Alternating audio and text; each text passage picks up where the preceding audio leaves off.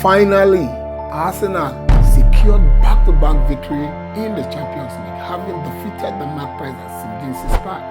And Mikel Arteta bagging his 200th match as coach of Arsenal, having brought into a sub training center in 2019. And Arsenal, for the first time since the season began, marked notching 118 passes going forward. That is a phenomenal trend. We're hoping that this is going to continue. On my point of view, I just want to look at the things that Arsenal did correctly on the Champions League night against Olympiacos and the things they did wrongly. Having played against Olympiacos 12 times and both sides securing 6 victories apart, Arsenal secured a 7th victory over their Greek counterparts at the Emirates. And these goals came in through 2 players that have made the team formidable in the time past. This victory came through 2 players that have made the club thick in the time past, Gabriel Martinelli and Bukayo Saka. But there are things that didn't go correctly well for us in the night. Trossard missing 4 goal scoring opportunities, and Victor Gyökeres also flopping his lines in the night when Captain Fantastic Odegaard was at his best, notching passes left and right. And somehow, our attackers didn't get it correctly. These are the things that we need to take going forward into reckoning. How do we do it? When you have a team to destroy, go and destroy them. We know that goals are important in this competition, especially playing in the group stages. At a point, goals are going to count. So you need to win your matches with goals, especially when you meet a team that you can score avalanche or galore of goals against. So why flop your lines? Again, Mikel Arteta chose to play with handbrake, having Merino starting ahead of AC. That is something I cannot describe. Anyways, one of the key things that I found out in this match against Olympiacos is that for the first time we realized that Arsenal can present a team, a formidable team, without their key players.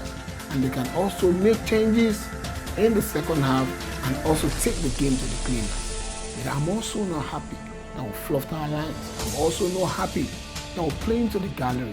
These are the things that will come to haunt you later in the game, especially when we take our minds back to what transpired against PSG. We had our avalanche of opportunities last season to destroy PSG at the Emirates. Because we recall we defeated them by 2-0 in our previous match, we just felt that we were going to beat them. But somehow they got one chance. They struck and they defeated us by 1-0. In France, the same team when we went to Paris. We had an avalanche of opportunities in the first opening minutes of the game. We fluffed our lines.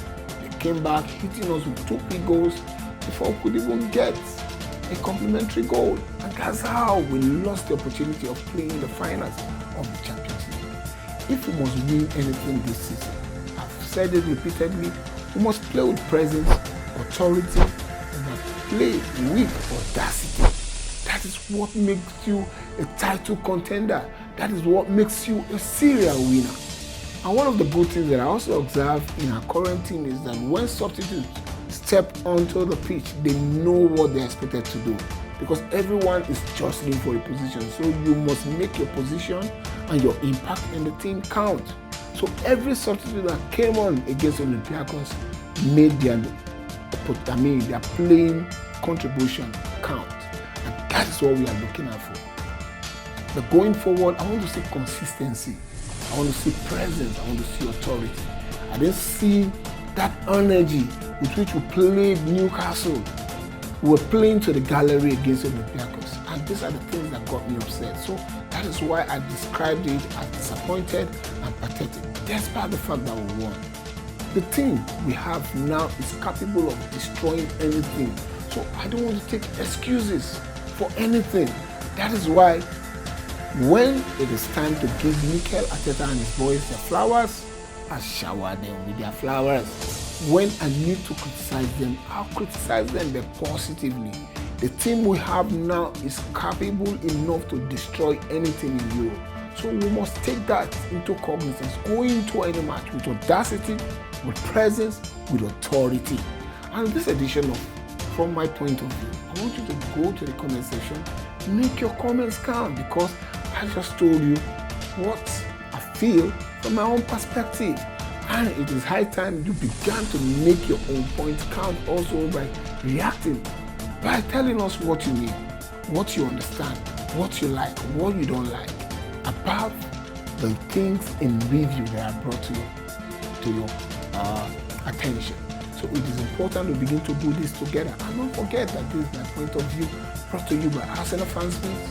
And one of the good things that you need to do for us is to go to the comment section and make a comment count, and also reach out on all our social media handles on TikTok, Facebook, Instagram.